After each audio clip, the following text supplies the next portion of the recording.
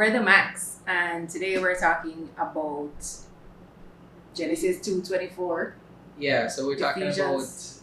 Yeah, go ahead.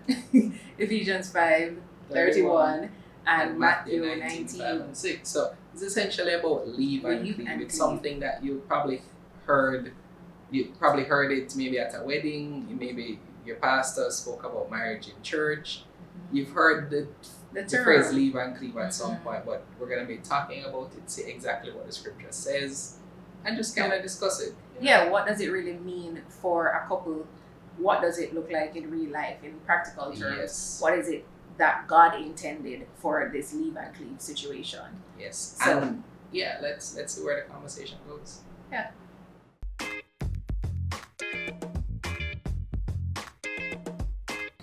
So Genesis 2:24 says, and I'm reading from the NIV, it says, "That is why a man leaves his father and mother and is united to his wife, and they become one flesh." And Matthew 19, 5 and 6 says, "And said, For this reason a man shall leave his father and mother, and shall be joined inseparably to his wife, and the two shall become one flesh. So they are no longer two, but one flesh. Therefore what God has joined together, let no one separate." That is the Amplified of Matthew 19, 5 and 6. Right. And Ephesians 5:31 says, "For this reason a man will leave his father and mother and be united to his wife, and the two will become one flesh." It is literally word for word reference of Genesis 2:24. So the very first thing you're seeing there is that there is a leaving. Yes. Right, so it speaks about the man leaving his home, leaving his mother and father, and going to cling to his wife. So there's this idea of separation that has to take place. You have to, you're home with your parents at whatever age you're moving out. It's like, okay, mom, dad, I'm gone to join with My wife. yeah. Right. So there has to be separation from family, from world, and a joining with your wife. And the two of you know, so wife is doing the same thing. Wife is leaving mom, wife is leaving dad. And husband and wife are joining and becoming one flesh. Right. So what is happening there in that leaving is that you're now moving away from your family of origin, as it is called, your birth family, the family that you were raised with, right? You're moving away from that family and starting your own. Yes. Right? And yes, a husband and a wife alone, that's a family. So don't get it twisted. You don't have to have children for your new family to be formed.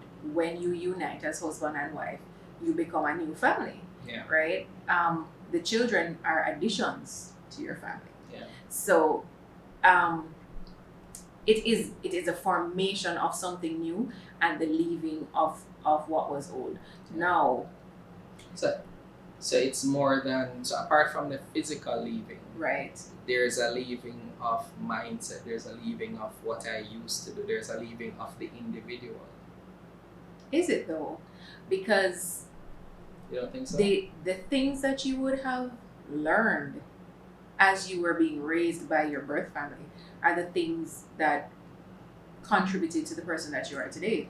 So I'd be very careful in how that is phrased in terms of leaving of mindset and leaving of the individual. Okay, so this is a perfect example. Tell us what you think, because I think it means that I have to leave, because pairing the scripture with Ephesians 5:25, I'm thinking I'm now going to be joining with my wife. I need to die to myself. I need to love as Christ loved the church and gave himself up for her. So there's a dying of me to now say, okay, I've never been married before. I need Christ to guide me to love my wife as he loved the church. So I'm used to being single. I've never known marriage. And so me entering into marriage, I have to be willing to give up the things, or maybe we can frame it to say, leaving off the things that contradict the joining in marriage, leaving the things that are about self, yes, Okay, fair enough. Yeah. I give you that. Yeah, so it's good to talk it through, guys. Yeah, so I agree with that. There's a leaving of the things that are individualistic, like you when you're focused on self versus focused on the union. And we'll talk some more about that in another video about the importance of your individuality even in marriage. But the scripture is saying you're to leave and cling to Yeah. leave the family and cling to your Yeah, wife, so- which is the beginning of your new family. It says in Matthew 19, and the two and shall be joined inseparably, Yes. right? So So what that is talking about and what it means for us is that now when decisions are to be made, it's your new family. It's the husband and wife that is making the decisions, that you're having the discussion with. When you're talking about submission and coming into alignment, you're coming into alignment with God and each other. It's not about your birth family anymore. It's not about what your how your mother thinks it's supposed to go or how your father thinks it's supposed to go. Your focus now is alignment with your spouse. it's not about what you saw work for your parents or what worked for maybe another couple growing up. And don't get us wrong, we're in no way saying that you are to disrespect your parents. No, we're not saying that, because again, scripture also tells us that we are to honor our parents, and that does not change, right? But there is a place for a separation of their authority over you in a particular way when it is that you become now husband and wife, because that authority shifts to the husband as head of the home, and no longer to being with your parents as your head. Okay, I was gonna ask you where the authority piece came in, but okay, so in your parents' house, you would have been subjected to their authority. It's Right. their home. You're surrendered to them. You leave now, and you have to align to this new org structure. That's And what I was supposed to say. it has to be about now this dynamic that Jesus painted, for us. Him submitted to God, church submitted to him. So that's a model of husband and wife that we see in Ephesians 5:25. So okay, so understand that there's a leaving, there's a separation of self, there's a physical leaving, Yeah. and then there's a joining, there's a union, there's a clinging. So I think we covered both the leave and cleave in what we just spoke Uh-huh. about in terms of the cutting off of the old and formation of the new. So Yeah. But- So well, so gonna now say we're talking now- about the joining. Yeah. Okay. Go ahead. So that joining now it speaks about being one flesh. So we kind of gather that this cannot be a physical flesh, because we are two separate people. You're looking at us separately right now. Even though we itch up. So there is that one flesh means there's harmony, there's unity, there's a joining spiritually. There's agreement, Renee's favorite word. There's agreement, there's alignment.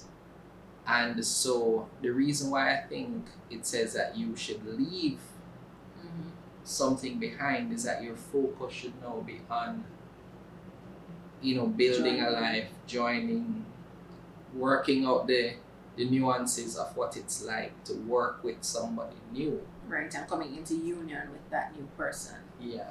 Right, I agree with that. So in a practical sense, right, you're joining now with a whole other person and starting on a new journey. So when you leave your parents' house or your apartment, wherever you were living before, if you were living on your own, wherever you're coming from, coming into this marriage, you're coming into a new situation, right? And it takes some time to adjust to each other. It takes some time to learn each other's habits and to build intimacy in that new space and to get over the nuances of this new person in your space, because there are persons who, you like your toilet tissue on the roll a particular way. Oh my gosh, this woman. Or So she's trying to tell me that all this time I, Jermaine McDonald, have been placing the toilet paper on the road the wrong incorrectly. way. He's like, he puts it on under, and it's supposed to be anyway. It's not a big deal. It's not a big deal. But I mean, that's a frivolous example. But the truth is that there are habits that we all have that may take some time to iron out, to figure out how best to work with each other and to come into that space of unity together. So I'm sorry. Go ahead. And so it's important that you mentally lock in to and dedicate yourself to the time that it is going to take to overcome these nuances in your new family, in your new relationship setting and your new living situation. And if you are continuously going back and staying under the influence of your birth family, then it's going to make it even more challenging to break out of the mindset that you were in when you were there and to form a new one that you need for your new family.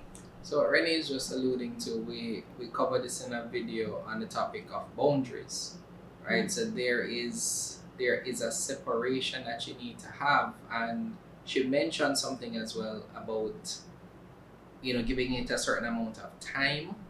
I would say don't even focus on the amount of time it's taking at all, and just focus on just committing yourself to playing your role in the marriage as God intended. So we did a video on this, speaking about the role of a husband and the role of a wife.